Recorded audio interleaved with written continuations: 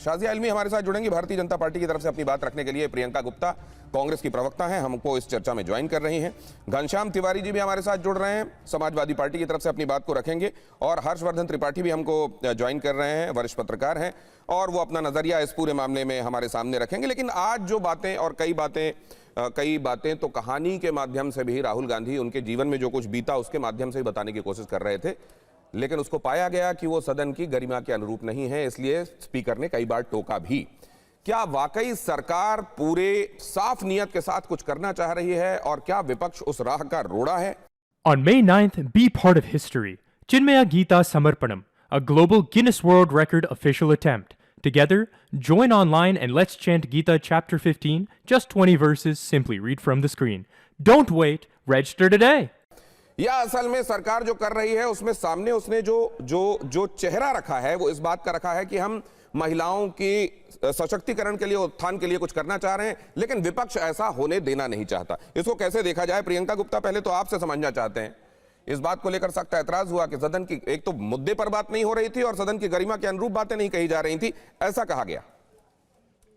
देखिए, वास्तविकता ये है, सदन की गरिमा के अनुरूप वो कोई चीज भी नहीं होगी जो विपक्ष कहेगा। विपक्ष लगातार ये कहता चला आ रहा है कि आप 2023 पे जिस बिल को पारित कर चुके हैं उस बिल को लागू कर दीजिए, तत्काल प्रभाव से भी लागू कर दीजिए। आपने पिछले बार जो है 24 में नहीं लागू किया, आने वाले जितने भी विधानसभा के चुनाव थे उनमें नहीं लागू किया, तो कम से कम अब जब आप बड़ी बड़ी बातें कर रहे हैं तो आप अपने गिरेबान में झांक के देखिए और अपनी अंतरात्मा को झकझोर के देखिए। ये लटकाने भटकाने अटकाने और झटकाने का काम बंद करिए। ये बोतल का जिंद जिस तरीके से आप खोलते हैं, बंद करते हैं, उसके बाद फिर खोलते हैं, फिर बंद करते हैं, ये करना बंद करिए।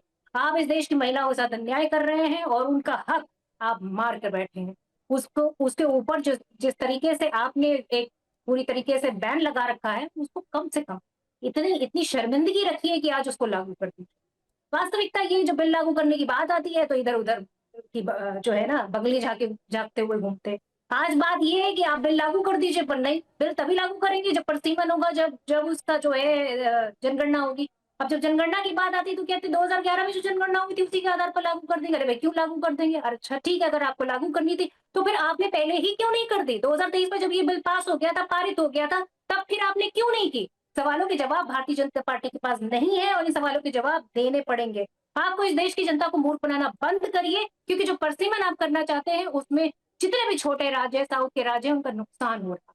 और आप आपने ये जो बात कही है इस पर मैं, क्योंकि प्रियंका जी देखिए, इस तरह की भाषा का इस्तेमाल कर रहे हैं। आप विपक्ष को बदनाम करने की कोशिश कर रहे हैं, जबकि विपक्ष क्या कर रहा है?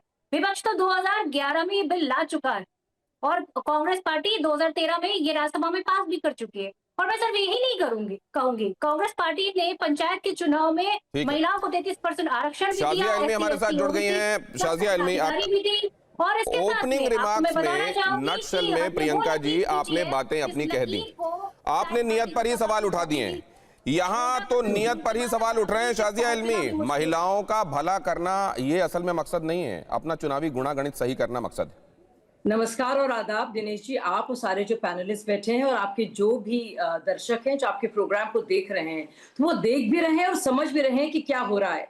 अगर मगर के खेल में किस तरह से महिलाओं के साथ धोखेबाजी की जा रही है, एक एक दलील पर एक एक बात का जवाब, जितनी भी आशंकाएं थी उसका जवाब बहुत ही सहज तौर से स्पष्टता के साथ दिया गया है।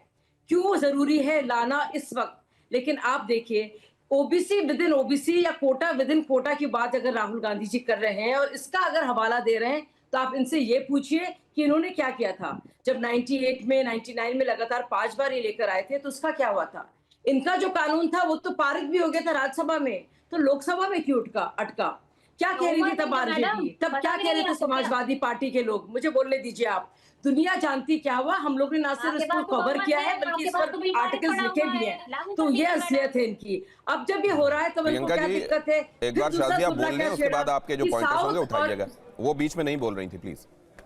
फिर दूसरा सुना कि साउथ, दक्षिण भारत और उत्तर भारत में ये लोग डिवाइड कर रहे हैं। प्रियंका जी प्लीज, आपकी बात को एट लेंथ सुना है, अब उनको सुन लीजिए, फिर अपनी बात करिए। क्या जवाब, करारा जवाब जो इनको मिला है, इससे लोग बिल्कुल स्तंभ हो गए। क्या जवाब मिला इसमें कि अगर 50% बराबर से सबको अगर दिया जा रहा है, तो उससे जो प्रोपोर्शनल रिप्रेजेंटेशन है, जो नुमाइंदगी का जो प्रतिशत है, सब राज्यों का वो वही बना रहेगा।